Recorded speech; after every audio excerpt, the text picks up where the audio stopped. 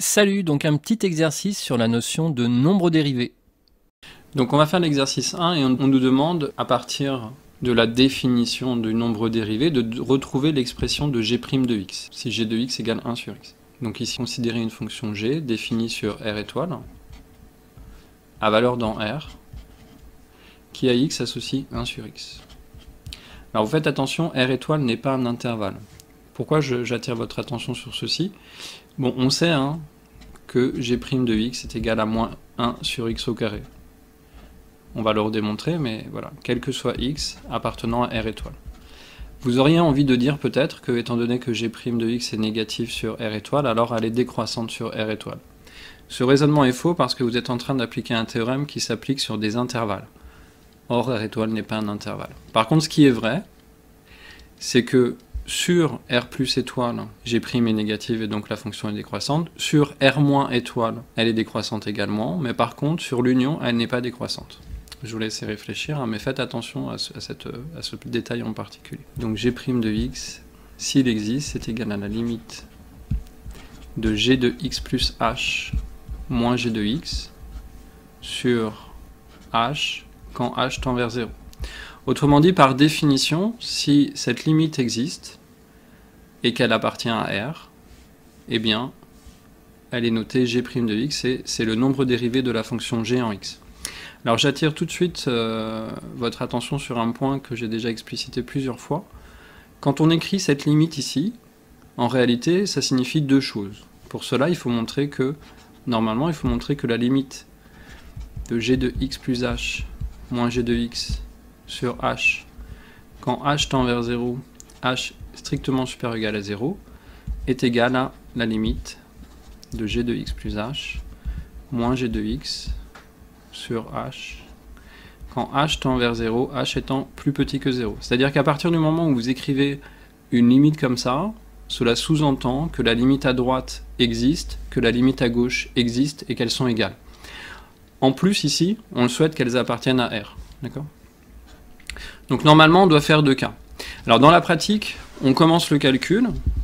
Si on a besoin de distinguer les deux cas, on le distingue, et sinon on ne les distingue pas. Voilà. Donc regardons que vaut g de x plus h. Donc par définition, c'est égal à 1 sur x plus h. G de x, c'est égal à 1 sur x. Donc là, je travaille pour x différent de 0. Une petite remarque, le nombre 1 sur x plus h est bien défini, puisque h, en fait, tend vers 0, et on peut donc supposer que h est strictement, enfin, valeur absolue de h est strictement inférieure à valeur absolue de x, en particulier. Ça, c'est juste pour dire que x plus h ne peut pas être égal à 0, si h est suffisamment petit.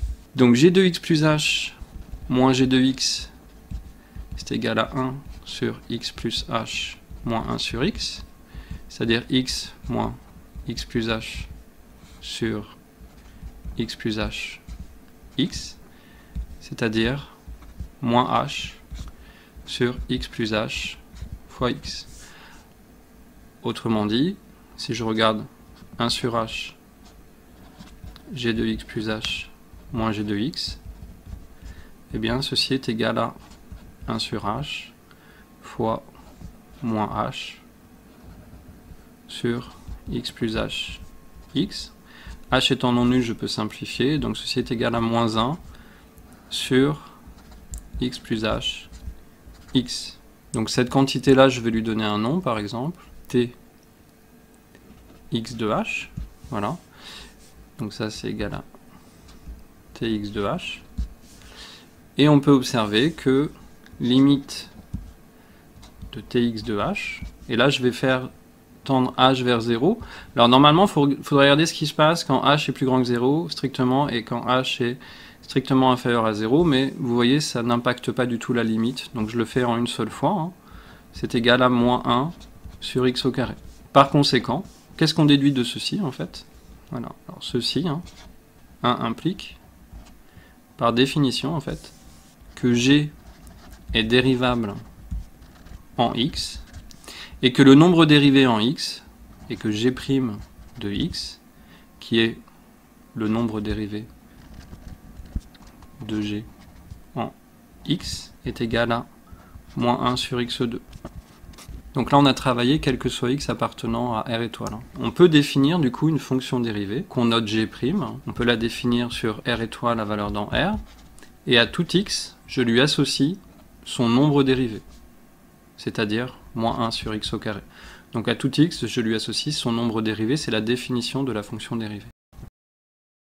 Donc faisons un petit résumé, on a considéré une fonction g qui a x associé à 1 sur x définie sur R étoile et à valeur dans R. On se pose la question de savoir s'il existe un nombre dérivé en toute valeur de x appartenant à R étoile. Répondre à cette question, c'est regarder la limite d'un taux d'accroissement par valeur supérieure à x, regarder la limite d'un taux d'accroissement par valeur inférieure à x, constater que les deux taux d'accroissement ont une limite égale et qu'elles sont réelles.